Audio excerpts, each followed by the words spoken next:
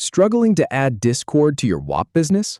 Get it done in under 2 minutes with this simple walkthrough. I'll show you exactly where to click, from opening your business to previewing the final result. Let's dive in.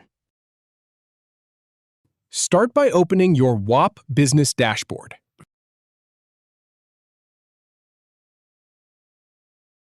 Then, click on the Add App button to begin integrating a new service. In the app search, type Discord and select it from the results. Now click the Add button to proceed with the integration. You'll be prompted to authorize the connection. Click Continue with Discord. Once connected, you can open the settings or preview as a member.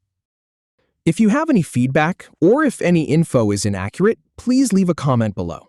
We'll do our best to answer or redo the video if needed. Thanks for watching.